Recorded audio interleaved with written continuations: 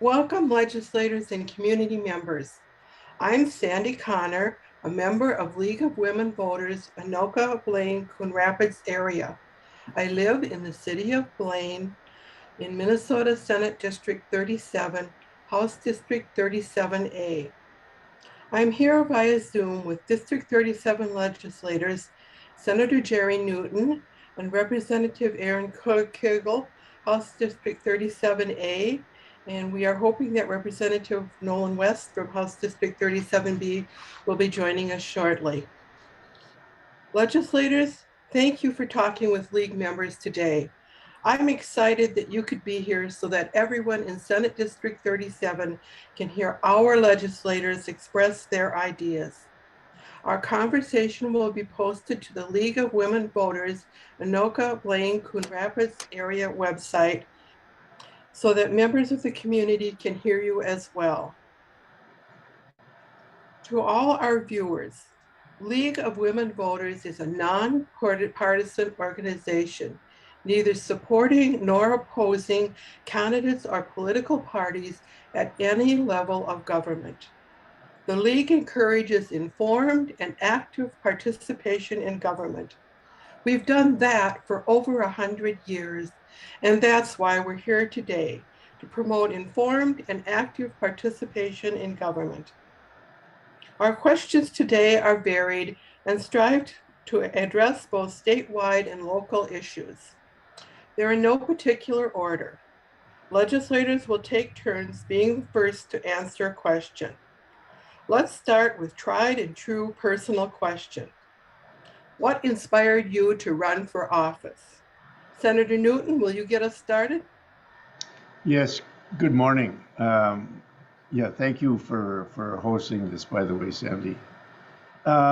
Actually, that's my family has been involved in politics for years. My grandmother was active in politics, and her brother was worked with Humphrey when Humphrey was mayor of Minneapolis, and it's just been a family tradition that people, especially on my grandmother's side of the family, get involved and stay involved in politics. So I was in the military for 23 years and unable to participate then. But as soon as I got out and returned to Minnesota, I got active in the working with Lynn Carlson, excuse me, in Crystal, and Ember Reich got young, and now Senator Rest, and just have been active ever since then.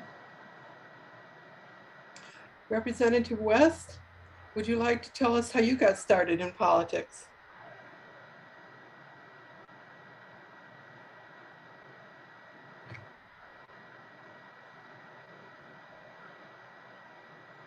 Pat, we can't hear him. Well, if I want, I can go while he figures out his audio Okay, issue. why don't you, thank you. Why don't you go ahead, Representative Koegel? So I'm Representative Erin Koegel, and I represent the southern half of the district, Blaine, Coon Rapids, and Spring Lake Park. And what got me inspired was, I think a lot of this is kind of ingrained in us as a family. My dad would always joke that in the summers they would send us to the Anderson camp of liberal indoctrination, which was our cabin, to spend summers with our grandparents. But really, it's just, those family values that really kind of inspired me to run, always talking about politics over the dinner table. And then, when I moved to Spring Lake Park, I got involved right away at the local party level, and was actually recruited by Senator Newton. So he kind of inspired me, did a little arm twisting actually to get me to run for his seat. And so really between him and one of my mentors in grad school, Y. Spano, who ran the Masters in Advocacy and Political Leadership program, I really was inspired by Y as well. And so just kind of felt like a natural progression of things. I resisted for a bit, but after a while of the full court press, like many women who, don't run until the third, fourth, fifth time that they're asked, it took me a little bit of convincing. And so, but it's one of the most rewarding things I've ever done.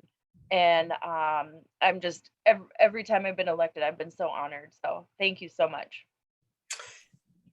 All right, Representative Nolan. I think we're good now. Yes, we are. Excellent. All right. Hello, everyone. Sorry for being a little late, and then the technical difficulties. Got a puppy 2 days ago, a little corgi, like this big. And holy crap, that takes every second of your life in the first couple days. But the reason I got involved is because, get out of there. I'm really sorry. Out of sorts on a Saturday. I've always been very much into politics. And, when you're into politics, like I'm sure many people in the League of Women Voters, you complain about politics a lot. You have a lot of grievances and you think they should be fixed, and hopefully you have an idea how to fix them. So when an opportunity came to run, when Representative Tim Sanders, my predecessor, who I worked for, he retired kind of out of the blue. Everybody was pretty surprised. It was just like the perfect opportunity. If I'm going to complain and say I can do things better, it's like when the opportunity arises, well, I have no choice but to do it. So I ran for office first time with Representative Koegel in 2016. It was the worst experience of my life, but I just keep doing it, I guess. So that's how it all got started. Thank you for having me. Thank you all. And now that you are serving, let's talk about your goals and visions for Minnesota. Looking ahead to the 2022 legislative session, what are your top 3 policy priorities? And what associated legislation are you willing to support? Please be as specific as possible as to why and what legislation you plan to support. Representative Nolan, would you like to get us started? Sure, although Representative Nolan was in Congress, not the state legislature, but sorry, it happens all the time. My number one priority, and I think we'll hear this from the Senator and Representative Koegel, Highway 65. We've got a boatload of money. And we got a lot of bonding authority. We got federal money. There is a lot of ability to get it done because we finally got all the bureaucratic hoops through. Everything has been funded really up until actual construction dollars, which is always the biggest ask. So we're in a really good position with having over $8 billion in the state right now. And we have a bonding bill that we could go after. I'm very optimistic that we'll be able to get something tangible and serious. Number 2 would be refilling the state unemployment trust fund. So because the trust fund was opened to all sorts of professions that are outside of who pay into the trust fund was completely annihilated. It's got a 1.2 billion, I believe the number is, hole in it. And that hole will be filled by a 14% increase on employers and employees in their unemployment taxes. So filling that in, 30 states have done that with federal ARPA money. We have enough federal ARPA money to do it right now. So it's a very easy thing, and I've heard Democrat support for it as well. I think that's something we can do first 3 weeks of session. It's something that makes sense. It avoids more harm caused by the pandemic, and we can do it without even touching general fund dollars. We have the federal dollars to do it, and that's what other states have done. And then lastly would be eliminating the rest of taxes, income taxes on Social Security income tax. We're one of 13 states that tax Social Security income for some reason. It doesn't, it's not appropriate to tax it, I don't think. That's why most states don't. And the reason we've reduced the taxes on it, but we haven't completely eliminated them, because it's always been very expensive. But with over $8 billion, we certainly can finish that job. So those would be my top 3 priorities. Thank you. And I guess to be fair, I should ask Representative Erin to get started on the next question. There you go. So my top 3 priorities, 65, Highway 65, like Representative West said. But along with that, I'm also working as Vice Chair of the Transportation Committee on making sure that we have any federal matching money that we need for those grants that will be coming through the infrastructure bill, specifically around road infrastructure. And transportation infrastructure. And so that's going to be one of my main tasks this year, is just making sure that we secure enough of that federal, or that we have enough of the match money. Each state and local government needs to put up they kind of need to put some skin in the game when it comes to these infrastructure projects. And so the feds always ask for the local governments to match some money, usually 20% or something along those lines. So I want to make sure that the state has a has that money available, and that we're able to maximize all of the federal money that's coming into the state, which will help us get Highway 65 done. I've already made that abundantly clear to the chair that that's going to be one of my top priorities in transportation. Another piece of legislation that I've been working on over the interim, is structured settlement reform.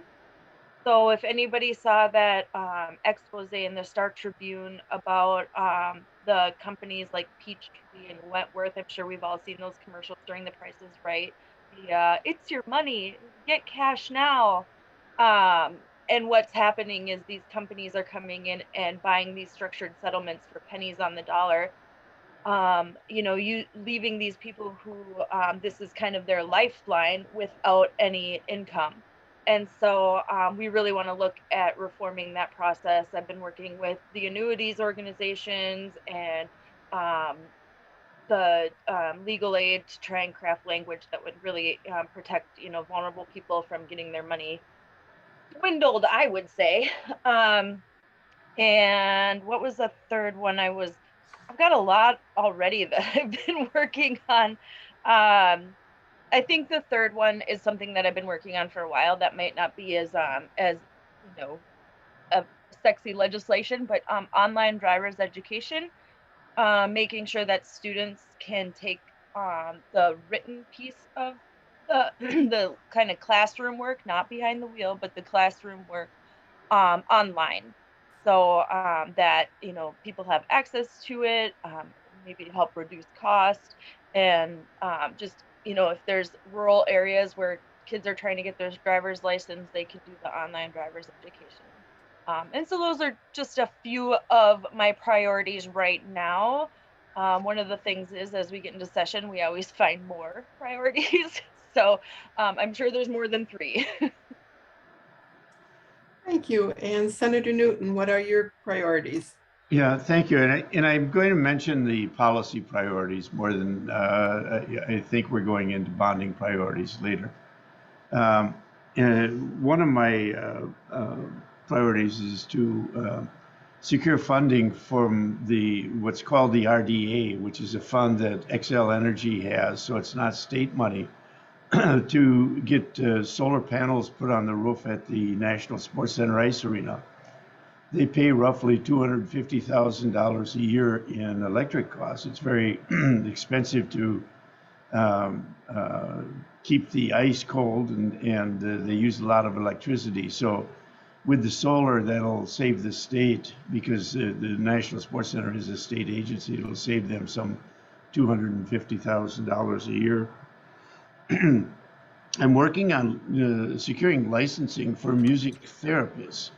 And this doesn't sound like much, but for kids who are autistic and for veterans and for others, music therapy works. And in Minnesota, right now, our music therapists aren't licensed. They're certified, but not licensed. And all of this legislation will simply grant them licensing in order for the people who are using their services to be reimbursed by Medicare. As it is now, only the more affluent families are able to afford this therapy, and it works. It's been proven to work, and so that's something I'm going to be pushing. I'm very concerned with our group homes and the personal care attendants in the group homes, and I'm going to be working closely with Senators Abler and Hoffman on trying to come up with $400 million to fully fund the people that work in the group homes. They tend to be paid around $14 an hour, and it's some of the most crucial work that we have, caring for our vulnerable members of society. And we simply don't have the people to do it, and because of that, the group homes are closing. So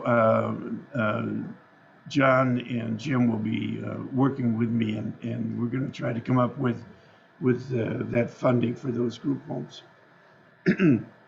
What else do we have? I'm concerned about eliminating the state tax on Social Security as well, and I'll be joining with mostly my Republican colleagues in the Senate on having that passed. Thank you. And now, what are your hopes for bonding this session? Any specific projects you'll support? Representative Koegel, you can start on this one. Hoping we can get a bunch of trunk highway bonding for 65. Oh my gosh, how cute is that guy? Oh my gosh. I mean, he knocked out my camera a second ago. Sorry, I didn't mean to interrupt. But look at him. I know, he's adorable. I've Okay, been trying to get my husband. Yep, nope, total puppies are distractions. Love it. I've been trying to get my husband to let me get a new puppy. It's not working so far. So Highway 65 with the trunk highway bonding. I also really think that we have an opportunity for you know, more solar. And so I've actually been working with the National Sports Center as well on one of the things that they're working on is getting the refrigerant for ice arenas replaced through this program called Mighty Ducks, which is a grant program that helps local arenas. But part of that too is that we're trying to figure out a way that to kind of offset some of that cost that that it takes to get that refrigerant replaced by putting solar on hockey rinks. And so, you know, it's a good space where there's lots of available real estate for those panels. And so that's one of the things that I will be working on for bonding as well. I'm just trying to think if there's any other.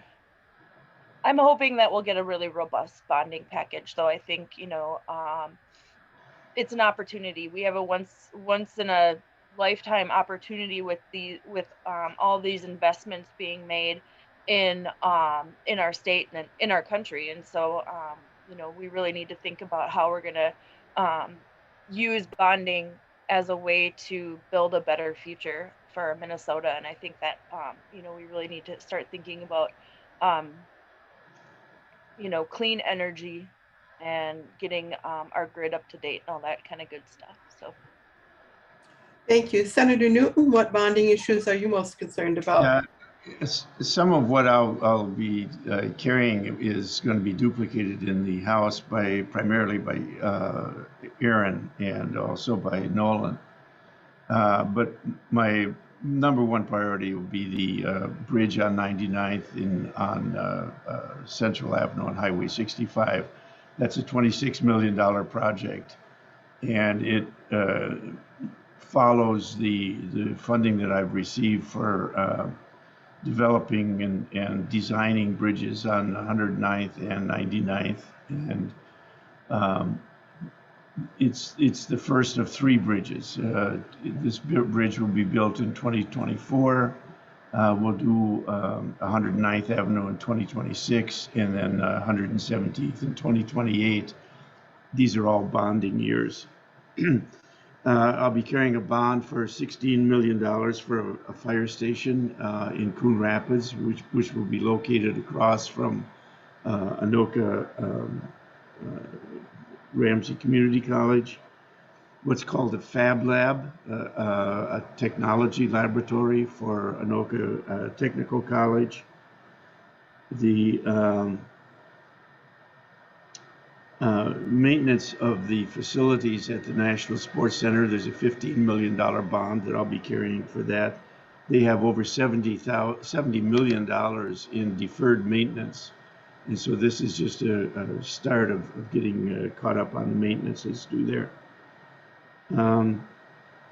The Mighty Ducks program, we're going for $5 million for that. And then with Representative Mary Murphy in the House, I'm carrying a bill for the rail from Duluth to Minneapolis on the existing rail lines. So we've been working on that for Mary and I have been working on it for probably 15 years, and we hope that this year we'll finally get the funding for it. Thank you. And Representative West, what are your bonding concerns? Well, there's obviously a lot of overlap with us three on Highway 65. We'll all be pushing very hard to that. And then one just sort of inside scoop kind of thing is I think, bonding bills are always pretty controversial in not for what's in them, but for how they are passed, because it needs a supermajority. So it's one of the few things that the minority, like Senator Newton and I, are in. It's one of the few places where they have input. However, because we have over $8 billion in general fund money, I think that'll take a lot of that kind of leverage away, because that money can be spent with a simple majority vote. So when we talk about, I think all three of us are hoping for a fairly substantial bonding bill. I think the odds of that are better this year than they are normally. And the big ones is asset preservation for state-owned resources, whether it's National Sports Center, but especially MnSCU colleges and the University of Minnesota. They need a boatload of money to maintain their facilities, their state-owned facilities. So it's our responsibility to make sure they don't decay into nothing.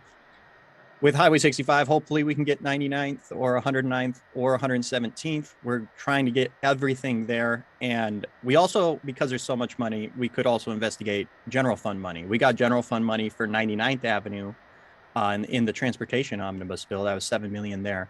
So the door is open to attack that on multiple fronts, which is very important just in case a bonding bill does get scuttled. We need to make sure we get that funded in some way.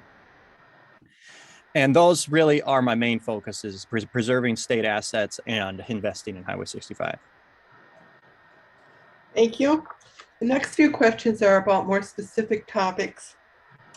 Do you believe it would be helpful to require high school students to earn credits in civics before graduation? Why or why not? Senator Newton, what are your thoughts? Yeah, it's as a teacher myself, I think that students throughout their school years, 1 through 12, should be taught civics at the varying levels, and so that it's understandable to them, so that by the time they become a senior, they should have a well-rounded background in civics. But I also think, and this is off track a little bit, but I think that either the state or the federal government should have mandatory testing for all students, not only in civics, but in English, math, all subjects that we take in school. And you don't get a diploma unless you pass a state or a national test, because there's such a variety in levels of testing and levels of knowledge in the various facilities that it's just not, there are things that we can't compare because the level of testing and level of knowledge is so different. Thank you. And Representative West, what are your thoughts? Yeah, I think it would be good, especially making sure that kids take it later in the year. I don't think taking it in 9th or 10th grade is nearly as valuable as a student taking it in 11th or 12th when they're actually thinking about entering, the adult world. Even though it doesn't seem like an 18-year-old's an adult, well, they're treated like an adult under the law. So we want to make sure they're equipped to know what they're doing. A lot of, I'm sure everybody's here has seen like the Jimmy Kimmel sketches of going on the street and saying, who is the Secretary of State? Who is the Vice President? And people giving ridiculously depressing answers. And of course, that's a bit not really reflective of society at large, but it is reflective a little. A lot of people are painfully ignorant. And if we're going to have an engaged, republic where people are invested and understand why things are happening at different levels of government and how that functions, I think we'll have a lot better society, because I think a lot of the troubles we have today are from ignorance of how our system works. Our system certainly is not working very well, but it's people don't really understand the system either, which makes them even more resentful and angry on both sides of the political aisle. So I think it's very important 11th or 12th grade for kids to take civics before they graduate. Thank you. And Representative Koegel, what are your thoughts? 6 is good too, though. Yeah, I think we absolutely need to be teaching civics in schools. You know, the thing that disturbs me the most is that, you know, people know exactly who got eliminated on The Bachelorette, but can't tell you, you know, what kind of, you know, what's the top news story of the day. And so I really think that, you know, we need to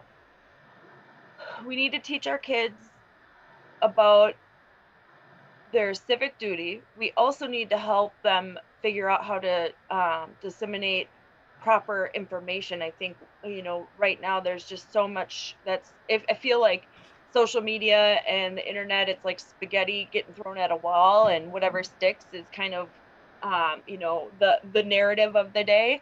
And so I think, you know, we really need to make sure that we have our kids having thoughtful, informed decisions and looking at reputable sources when it comes to civics. And so I think that's definitely something that we can teach in schools, and should be taught in schools. Thank you. Next question. What do you see as being a policy change that can improve our electoral process and why? Representative West, what are your thoughts? Well, loosely, and this is actually something I have changed my mind on, is I don't know what form it should take precisely, but redistricting should really be taken out of the legislature's hands. I used to be, I mean, literally recently as 2 years ago, thought absolutely not. But now being on the redistricting committee, it should be taken out of we have no business doing it. It's a hopelessly biased process because we're humans. And you look at the states that do get redistricting done, not by the courts, it only ever happens with full control of state government of one party or the other, which never results in maps that are, you know, representative of the people or fair. It ends up in maps that are unfair. And I think that would be a very good step in the right direction, is formalizing that process. Although then there's the drama and trouble of dealing with, well, the people on whatever panel or the judges also are human and potentially biased, but they're less biased than us in the legislature, I'm sure. We're a sorry bunch. But I think that would be very effective. And I think this actually ties in with the civics issue of students, is a lot of it is just ignorance of how the process is supposed to work, where we're just seeing this all over. And to Representative Koegel's point, social media takes this small bit of ignorance and vomits it into other people's faces, to where I spend a lot of time trying to explain things to people in a way, like, I'm not trying to be condescending or anything, but a lot of times they're coming at it from a completely bonkers point of view. And it's only because they're getting their information from a bad source, and because they like what they hear, they don't look at it critically, which is what we all do. We're all human. We're all horribly biased. But trying to fight against that, I think civics in the later stages of high school, and fixing or maybe not fixing is the right word, but formalizing our non-biased redistricting process. Thank you. And Representative Koegel, what are your thoughts? Getting rid of Citizens United. I mean, we need to get rid of big money in politics. That's what it comes down to. I'm so sick of these IEs, independent expenditures, that are they put out, you know, campaign literature and have nothing to do with the candidates. And so, you know, that's one of the things that whenever I'm door knocking, and I don't know, I I love campaigning. I love door knocking. So I don't know. Every time it comes around, I was so disappointed with the COVID session or COVID campaign, not being able to get out and actually like shake hands and stuff. And so, but you know, I think that's how we combat some of this, is actually like getting out and having real conversations with people.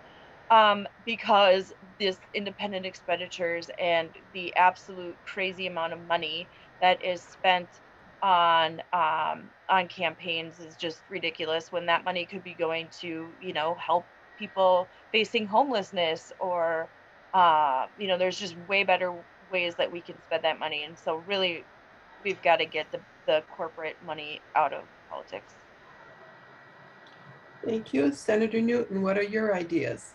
Yeah, thank you. On the national level, to eliminate the elector process. This was when the Constitution was drafted, and we had electors in order to protect the people who were landowners. It just no longer applies, and so we should have a direct vote for the president, like we do for any other person. Locally, and what we can do in Minnesota is to have Election Day as a state holiday, to make sure that everyone can get to the poll and vote on Election Day. And then the other thing I'd like to see us do is to let anyone who's not physically in prison or in jail be able to vote. That felons who have finished their time incarcerated should then be able to vote. Thank you. And what do you see as being a policy change that can reduce racial disparities in Minnesota? Representative Koegel, what are your thoughts? There's not one policy. We know that systematic racism is throughout every aspect of our system. We know that appraisers appraise homes that have pictures of Black families on the walls at a far lesser value than those of homes that have white families on the wall. We know that insurance companies base your rates on credit scores instead of your driving record. There's just so many barriers, and that's something I learned while I was on the Select Council on Racial Justice, and I was so honored to be part of that. For somebody who thought I had a good understanding of what was going on, I realized I had not a very good understanding of what was going on. And I think one of the biggest kind of aha moments for me was when they were talking about lending and how policies of the past have really kind of made it so that they can run an algorithm on you to find out your race.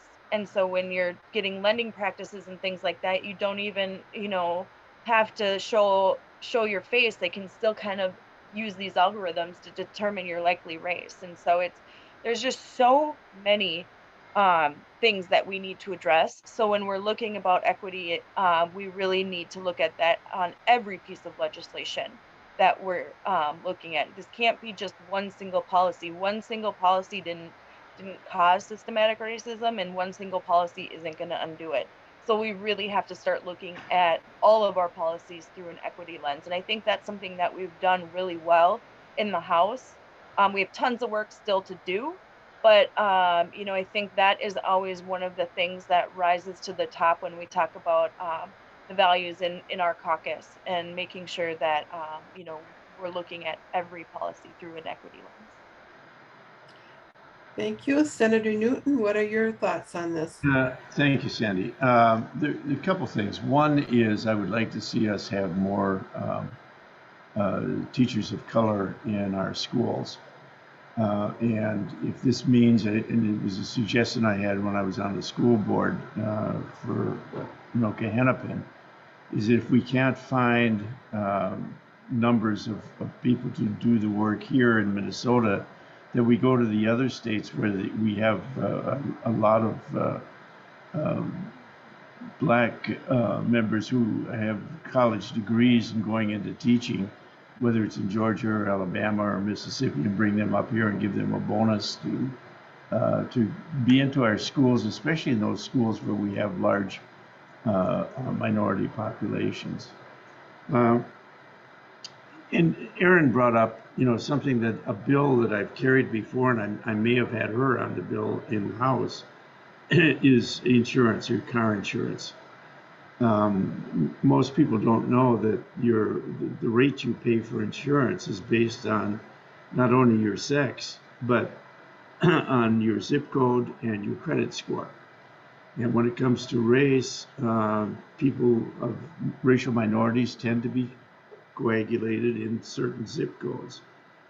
Their credit scores might not be as good. And as Erin pointed out, you have these algorithms that can force people of minorities to end up paying more in car insurance. This has been really hard to get through our commerce committees, and I'm hoping now with Zach Stevenson on chairing the Commerce Committee in the House, that we might finally get a hearing on it. I have not been able to get hearings in the Senate where the chair of the Commerce Committee is an insurance agent, and they don't want to hear it. So I'll leave it with that. Thank you. And Representative West? I think a big part of it is a lot of these minority kids are growing up in bad neighborhoods. They're just stuck in low-income neighborhoods. And when you grow up with unstable family income, you go to schools that are terrible because it's so property poor around them.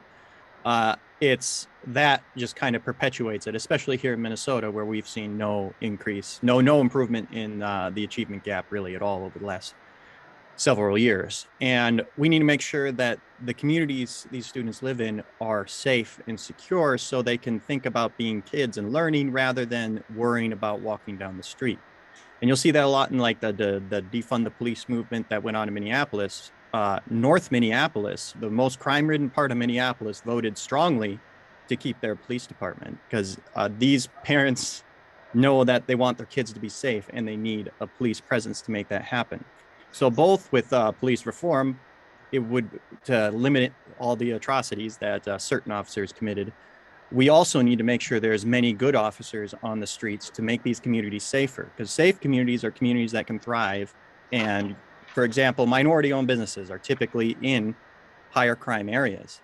If those areas are reducing crime, those businesses become more valuable and more profitable, and that can help raise the community as a whole. And the other thing is, well, two pieces on education.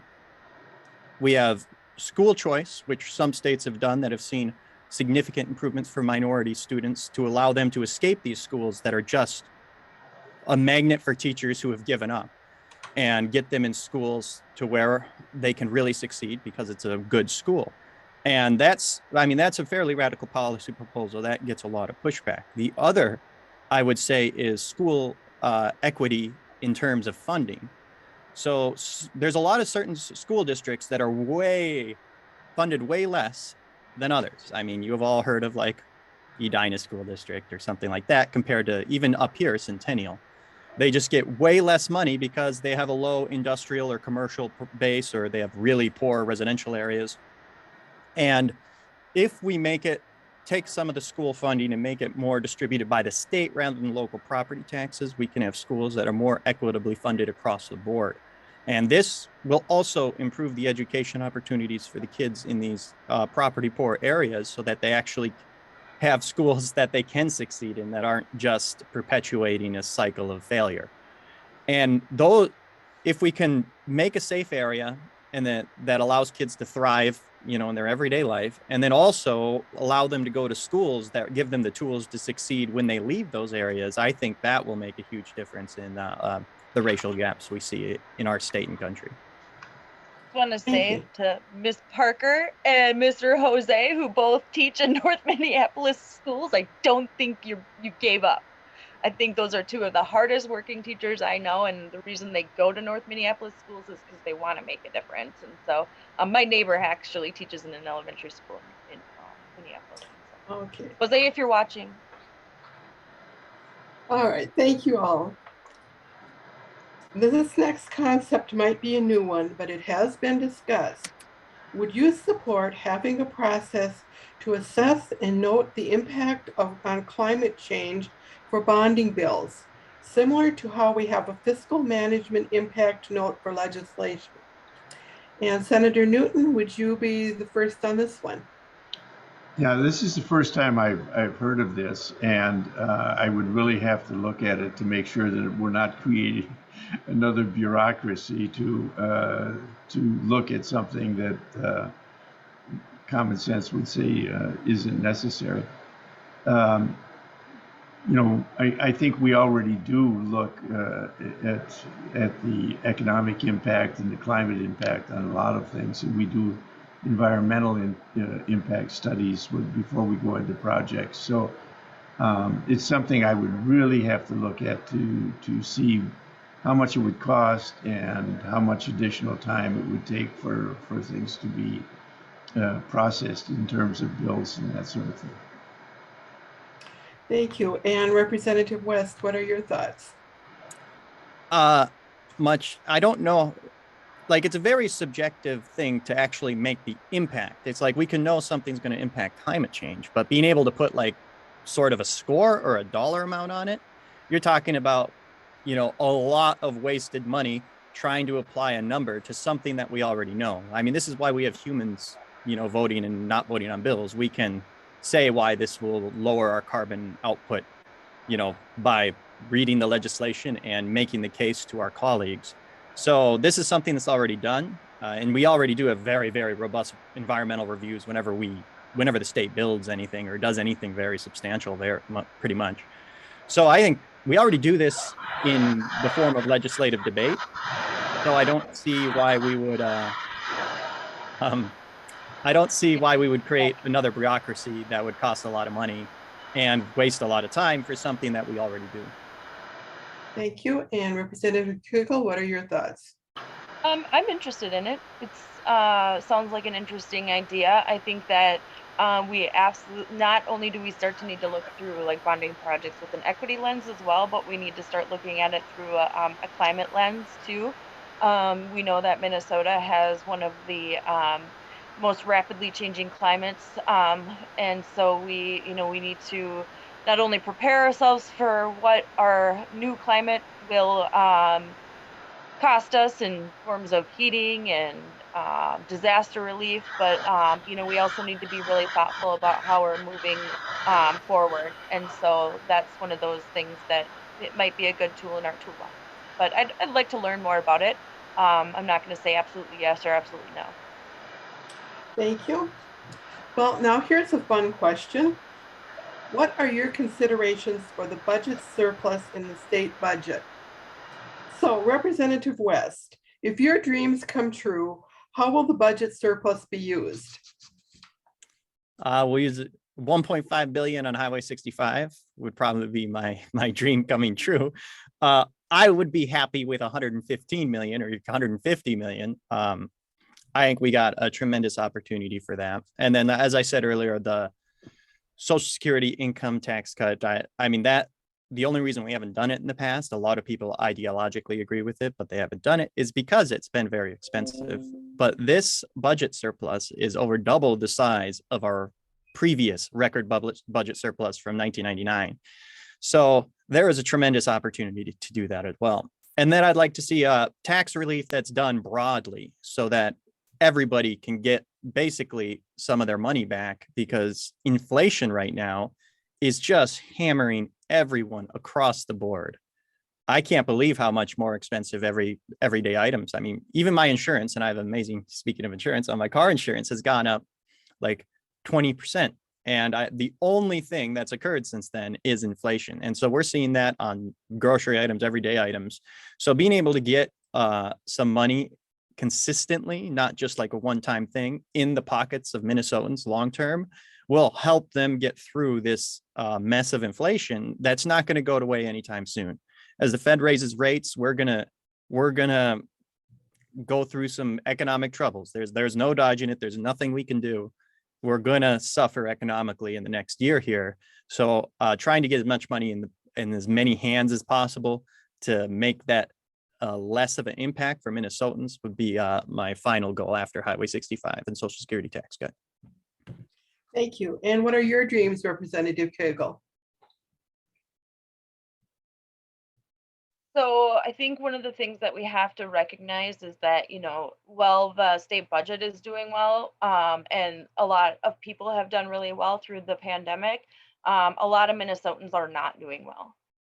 So I think, we need to have a significant portion of the surplus go directly to taxpayers in the form of rebates or direct payments. I want to make sure that, we're getting money into the hands of those who most need it.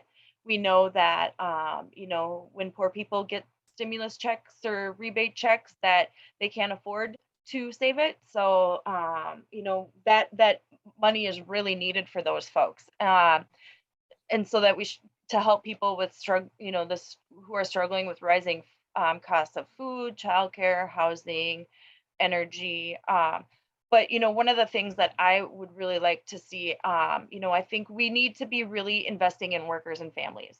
We know that workers are the ones that make the economy possible, and that we should really. I would like to see this year be the year that we set up our paid family leave program. One thing, and our safe and sick time programs, because we know from the past 2 years, people, if you're sick, you need to stay home. And if I have to choose between going to work and a paycheck, I personally know people who thought they had COVID that still went to work because they couldn't afford not to. And so that's putting other people at risk too. And so I think, with the surplus money, we could start that paid family leave program. It's like unemployment insurance. Everybody would pay in and everybody would benefit. And so we can really use a portion of that surplus money to start that program that will benefit every Minnesota worker. Thank you. And what are you dreaming of, Senator Newton?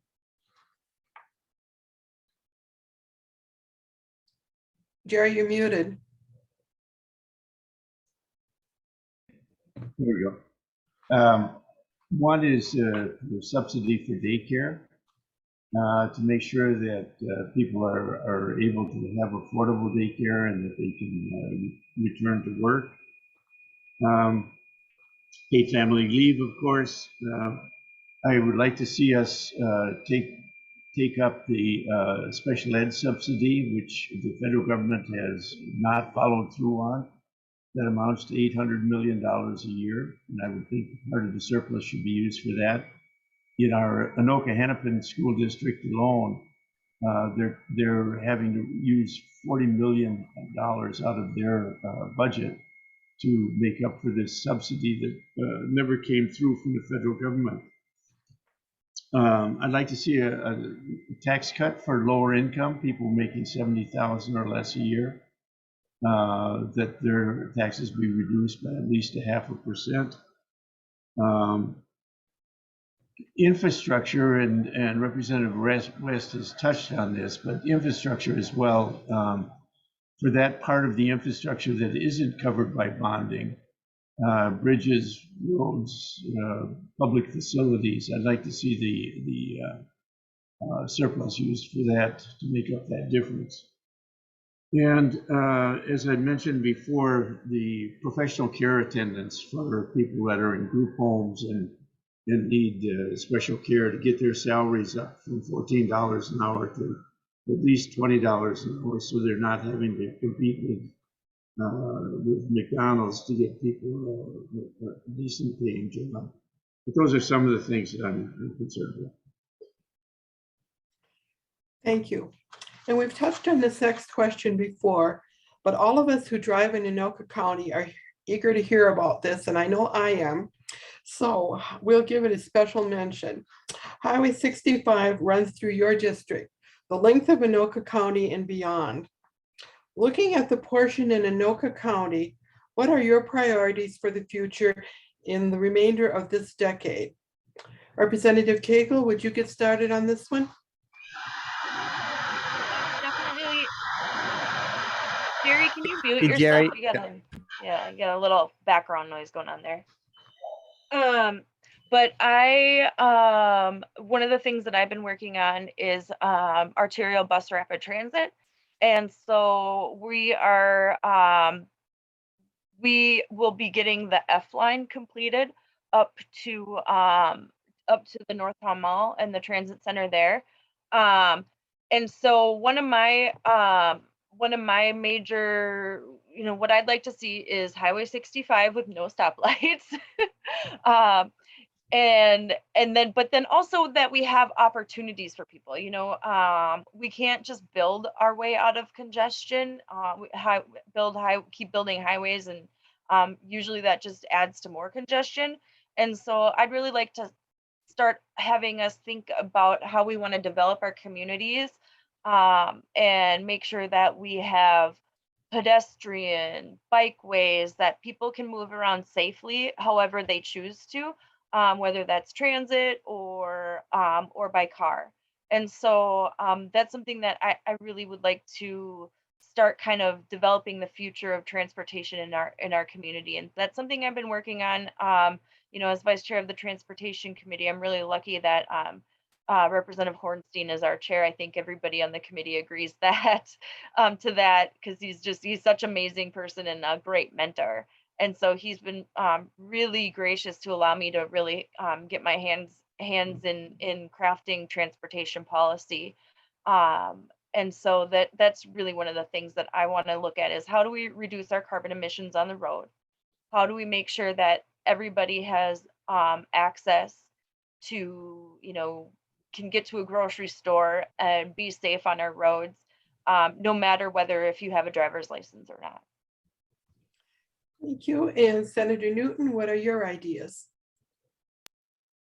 Good, thank you. Yeah, I'm focusing on Highway 65. As I mentioned before, I'm looking for the funding this year, 26 million for 99th for the overpass. And then in 26, 109th Avenue and 28, 117th. And that will get rid of most of the traffic lights on and the congestion on Highway 65. We've already secured, the funding that we need for design of the bridges.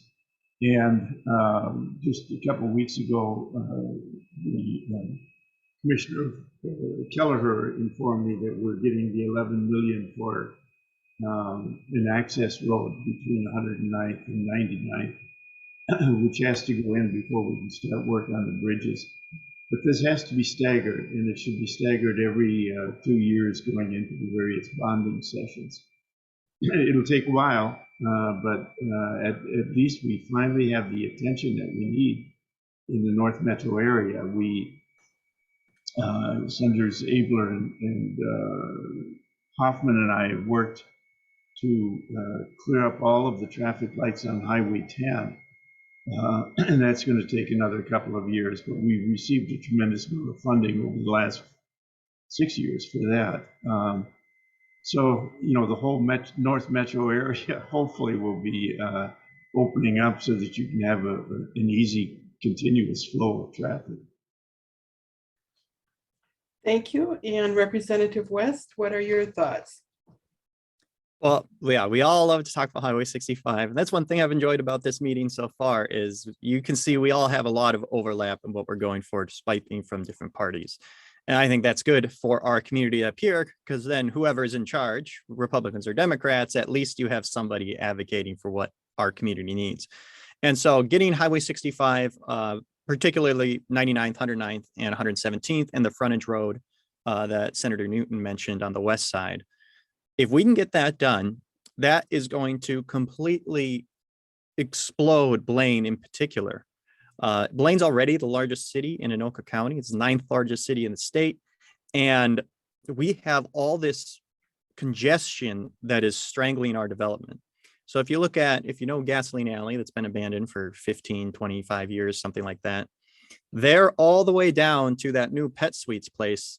There's Mrs. B's Dolls and the pool store, and those owners do want to sell their land for development. And that with Highway 65 being done, we could have a beautiful stretch of commercial, residential, just something that really sets Blaine apart that we don't really have right now. On top of that, we have 105th. So the National Sports Center, we have 7 million visitors that come to Blaine. 7 million.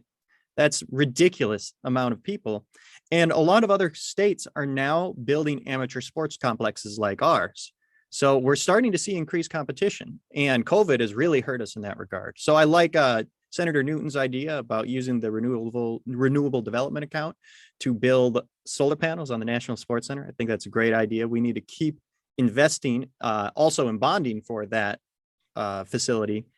And that stretch of 105th also is in severe need of redevelopment. So if you've been around the USA Cup, everybody goes to Chipotle and Culver's and there's lines out the door and then some. And so people's taste when we get our 7 million visitors to Blaine is not what it should be.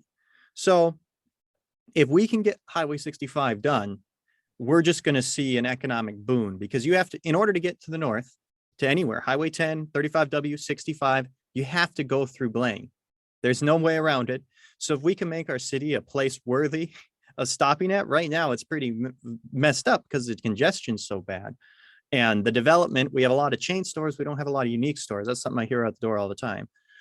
We're going to be able to just make our community unrecognizable to what it was 30 years ago. Because a lot of people still view Blaine as a bunch of redneck hicks and all that kind of stuff. If they haven't been here in a while, obviously. We're on the fringe of our city truly just hitting the gas and being just one of the premier cities of our state. And I'm excited to see that happen. And I think it's right around the corner. Thank you all. With the older population in Minnesota increasing, aging in place is the process of staying in your own home as you grow older instead of moving to an outside facility. Are you working with or willing to work with interested groups on legislation to make aging in place easier, safer, and more secure? Senator Newton, will you go first on this one? The answer is yes.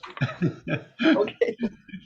Would you expand on that, please? The point is that it's not only better for the individuals, but it's much less expensive than having people go to assisted living or to nursing homes.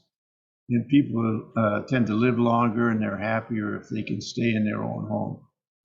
I've long thought of the idea of having like a group home for seniors where they could be working with one another, have separate apartments, but in a small number, maybe 5 or 6 apartments, and then having one, say, a college student living there with them to assist those that need some help with physical activities. But between them, you know, to do cooking, to maintain themselves. This would be especially for seniors who have lost spouses or don't have spouses, so that they have a community that they can be with. Because one of the biggest problems I've seen with seniors is isolation. They become isolated, they become depressed, and to be around other people without, you know, having to be in a nursing home or an assisted living, I think would be a good idea. Thank you. And Representative West, what are your thoughts? Yeah, we do want people to be able to not, I mean, moving is hard enough when you're young and sprightly, but when you're advanced in age, I can't imagine what kind of hellscape that is, especially if you don't have $1,500 to pay movers. One problem we have in our state, though, is it's a very difficult place to retire. We have got incredibly high taxes. We're one of 13 states that tax Social Security. We're one of the highest housing costs in the Midwest. It's not a great place to retire.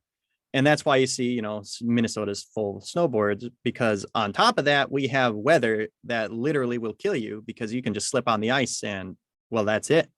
One of the highest causes of mortality in elderly people is slipping and falling, whether anywhere. And in Minnesota, I mean, especially right now, I've got 3 feet of ice at the end of my driveway. It is ridiculous.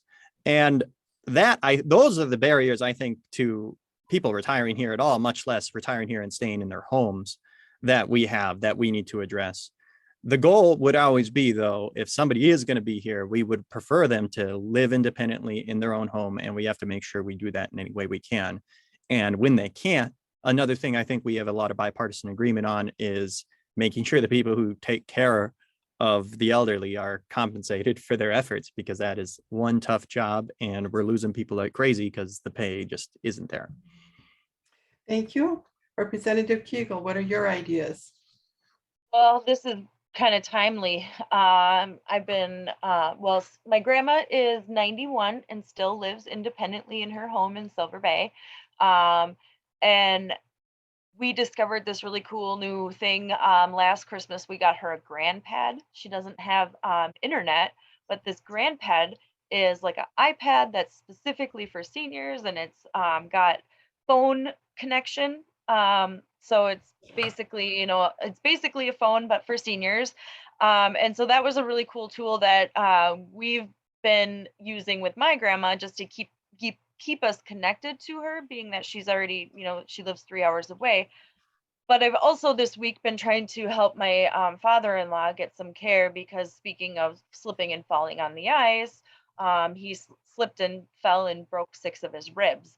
And so, yeah, it's been a tough week. And so we were really trying to find some transitional care for him, and just keep making sure that uh, he's in a safe place where he can heal, and then hopefully, either go back to his home or find a independent living apartment. And it was another issue that I worked on during COVID too. Making sure that there's the senior organizations that go and deliver meals or pick up groceries, bring people to their appointments. I worked on the volunteer drivers legislation this year, so that volunteers can drive people to clinics, appointments, without being penalized by their insurance, and then also being compensated as a tax break for mileage that they spend.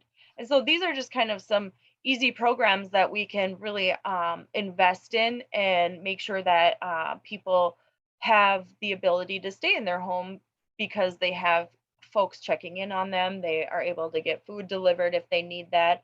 Luckily, my grandma lives, 2 blocks away from Zups, so she just walks to the grocery store. At 91, it's pretty impressive. And so I think, making sure that, seniors have what they need in their community, whether that's a pharmacy or a grocery store, or they have the ability to access those things, is going to be really important. So we really need to be thoughtful about how we invest in those types of services like Senior Link, and just make sure that, that we have, Minnesota has great volunteers. We are always one of the states that has the highest volunteer rate. And so, we need to be using that labor force too. Thank you all. The next question. California bans the sale and possession of high-capacity magazines that can funnel more than 10 rounds of ammunition into a single firearm. Would you support a similar ban in Minnesota? And Representative West, what are your thoughts? No, I don't think that would make any difference in public safety, and it would only criminalize currently law-abiding gun owners. Right now, we have there are areas where we could prosecute criminals who need to be prosecuted, especially for straw purchases and those kind of things. But the legislation like that would not make us any safer, wouldn't put any criminals behind bars. It would merely create new criminals out of law-abiding citizens.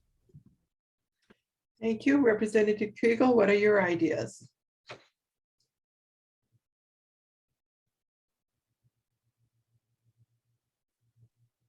Yeah, I'd like to see those banned for personal use. I think, if it's about sports shooting or going to, a shooting range, I don't see why the shooting range couldn't have those available, but not for personal sale. I think that's something that we can get creative around. And when you go duck hunting, or bird hunting, you're limited with the amount of rounds that you can have in your gun.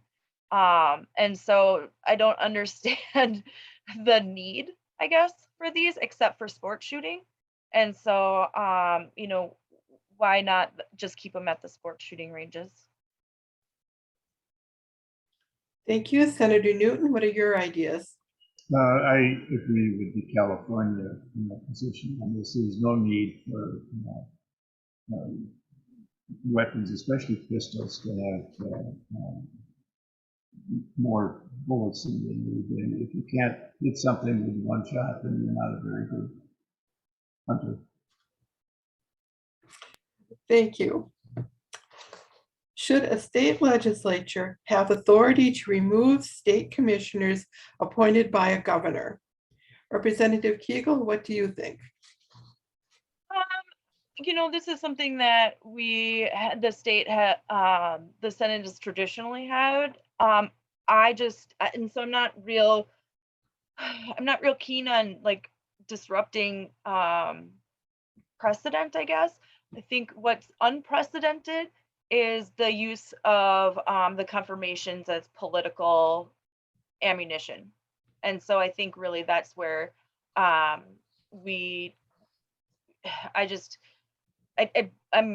hesitant to take that power away, but I think the people who are yielding that power should be more responsible with it. Thank you. Senator Newton, what are you thinking?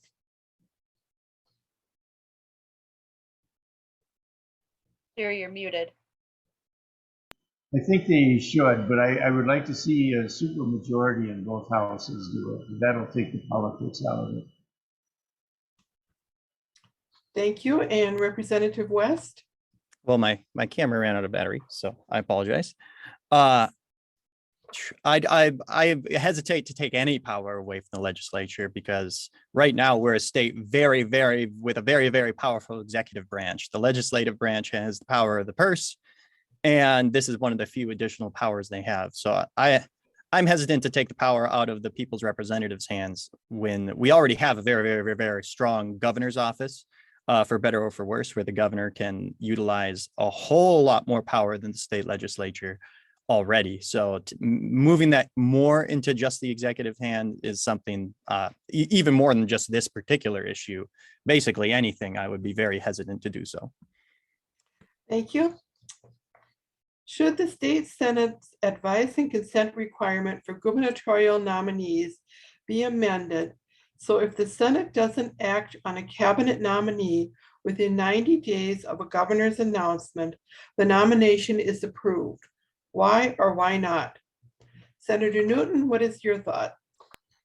Yeah, I think that's a good idea. I think we should set a limit on it, but it shouldn't be 90 days. It should be 90 legislative days, because we don't meet except for 4 or 5 months of the year, and it should be within those legislative days that the decisions get made.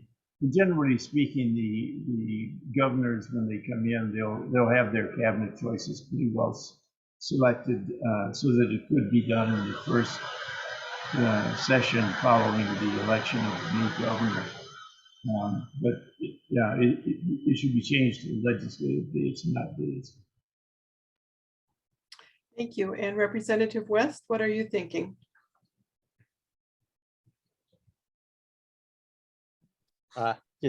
I should be visible to you in just one moment.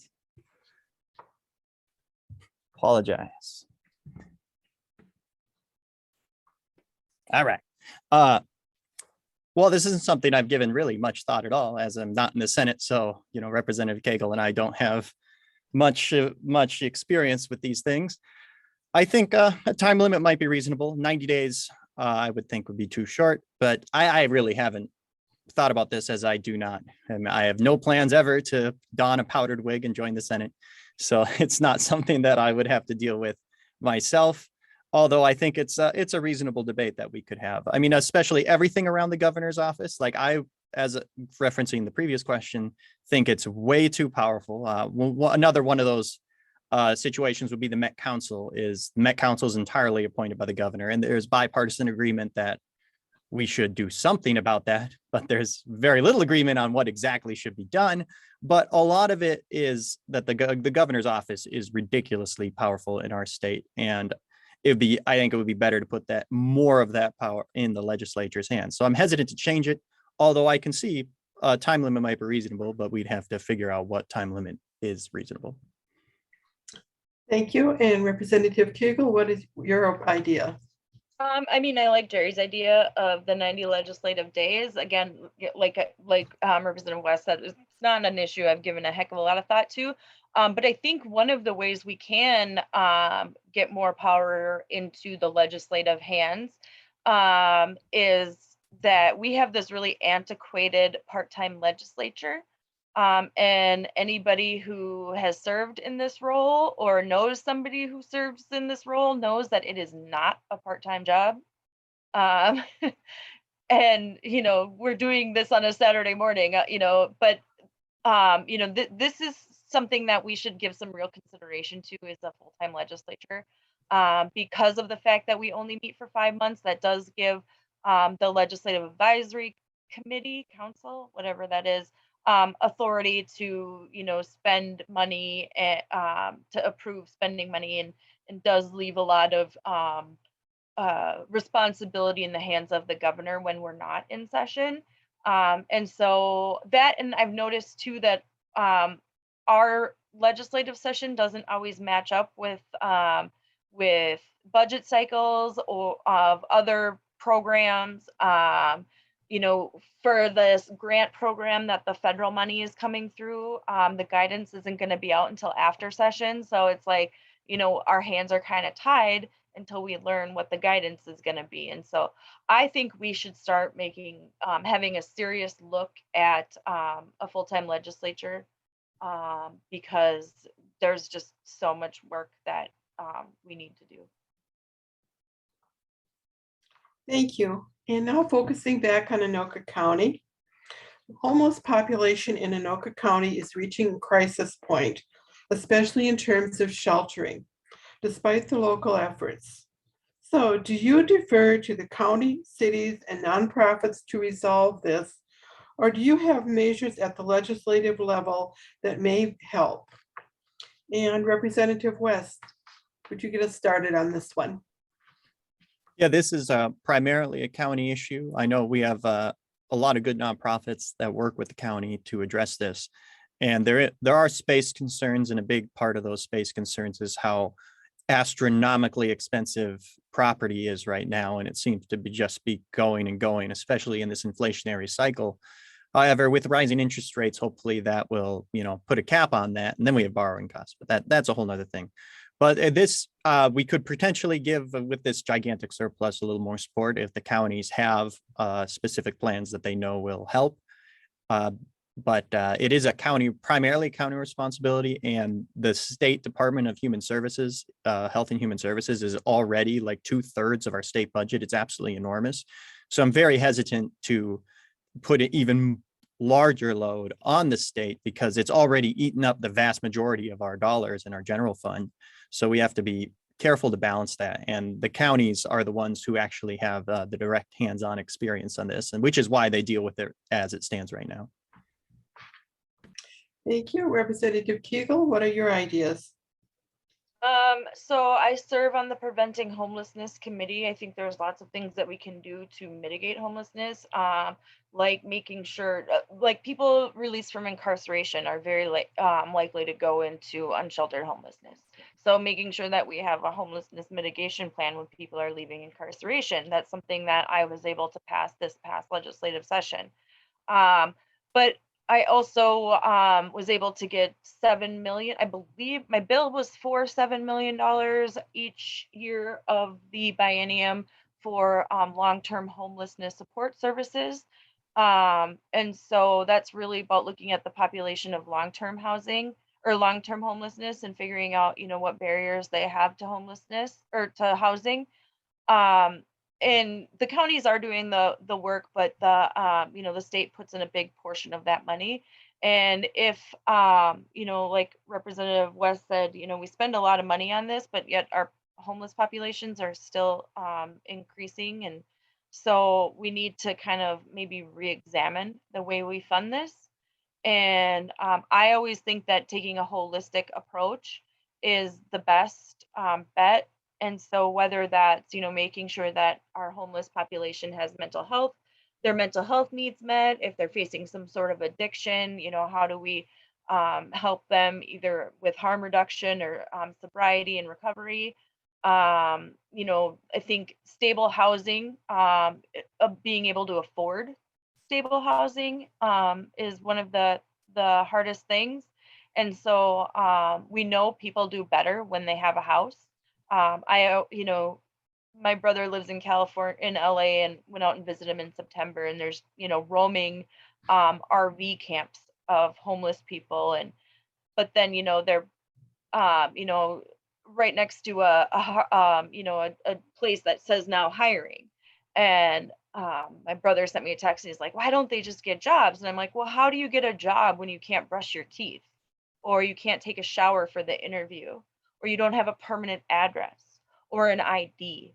There's all these barriers. And so we need to make sure that we're addressing those barriers for people for housing and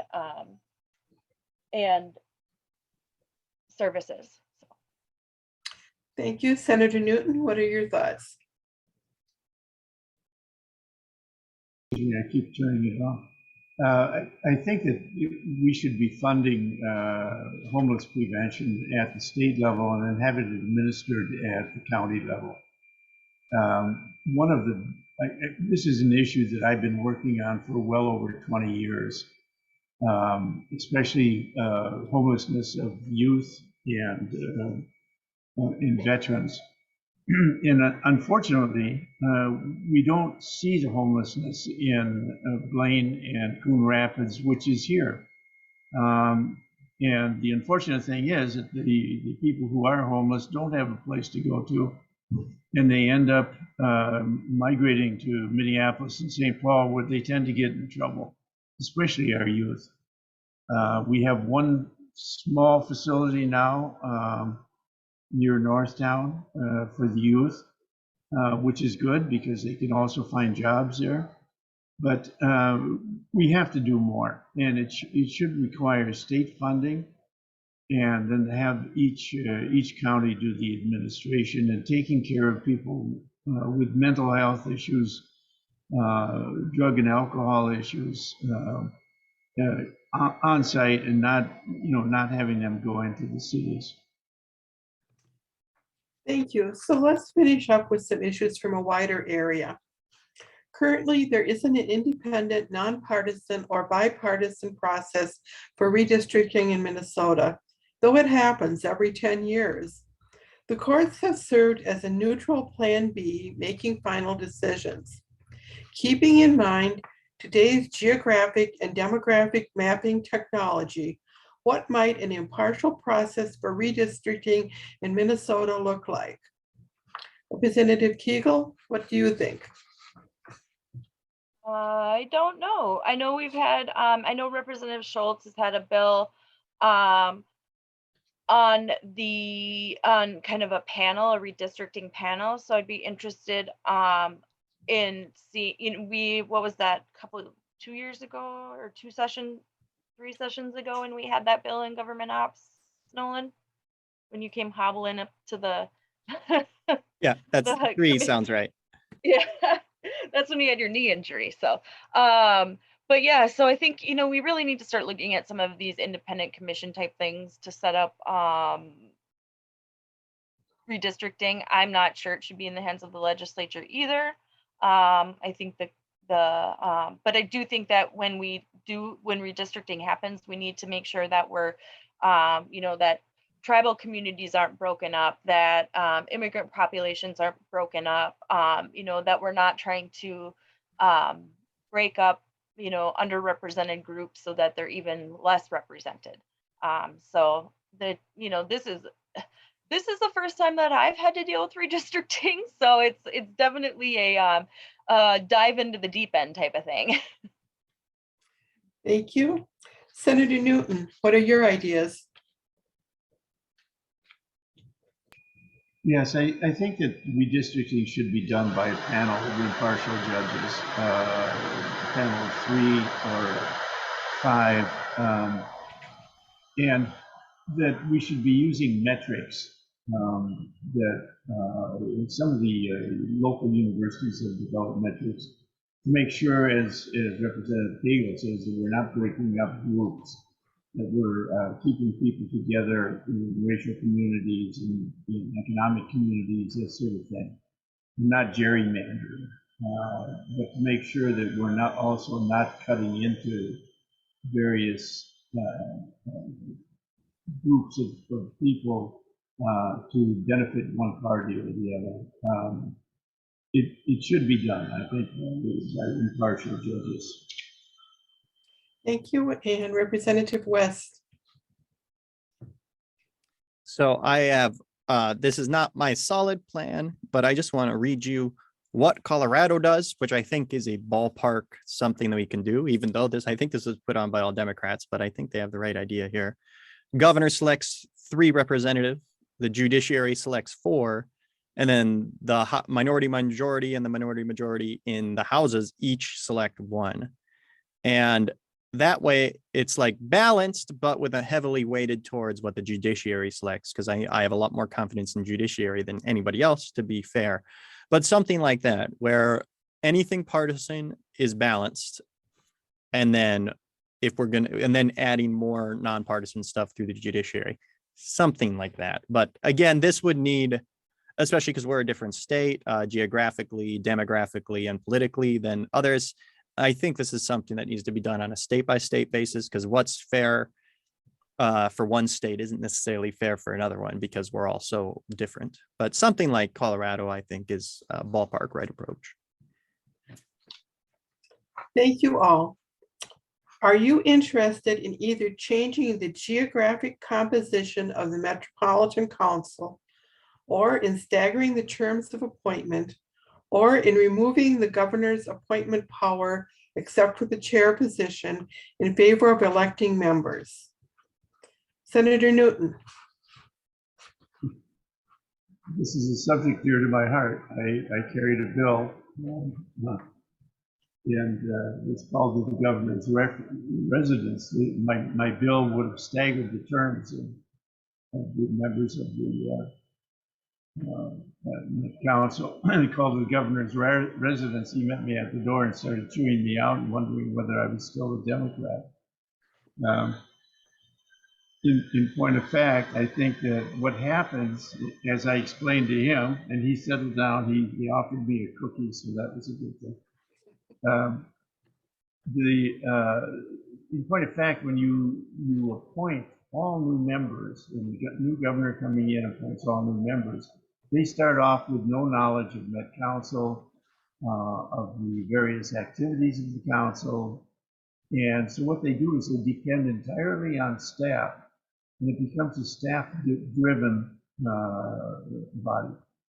And my bill would have staggered the terms so that you have 4-year terms, but every 2 years half the council is elected.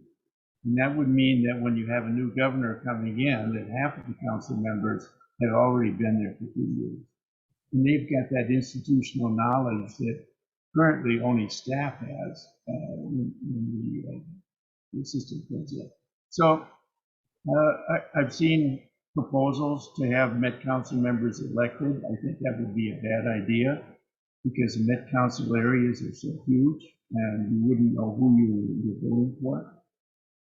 But to keep the council pretty much the way it is, but have terms staggered. Thank you. And Representative West.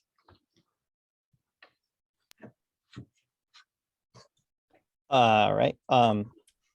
So the Met Council right now is horrifically, it is a really rough situation for a lot of counties, and a lot of counties are very upset.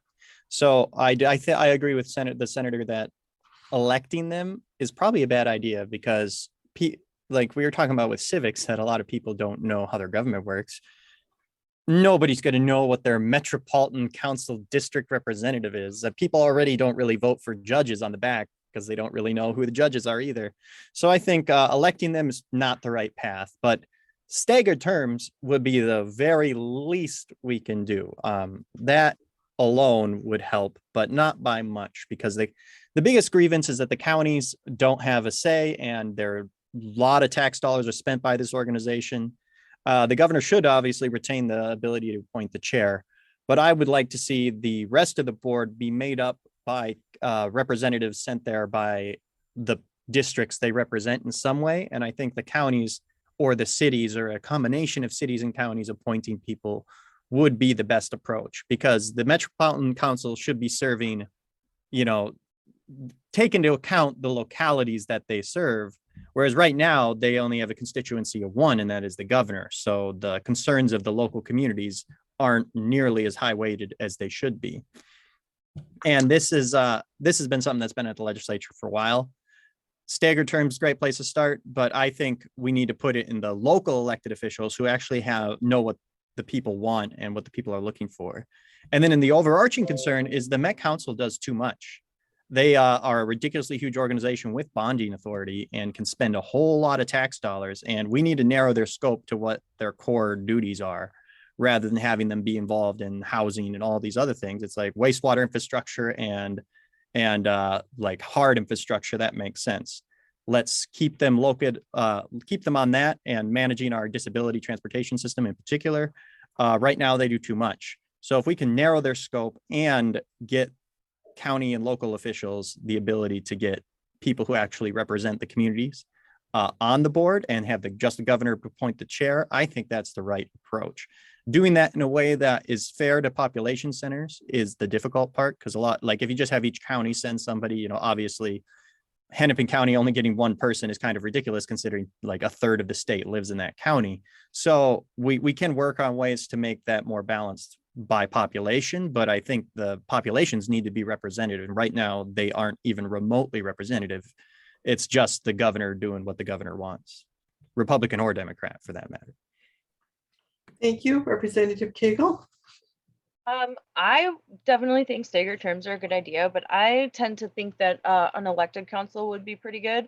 I have a real, I hesitate when like if it was municipalities or counties sending people to serve on the council, because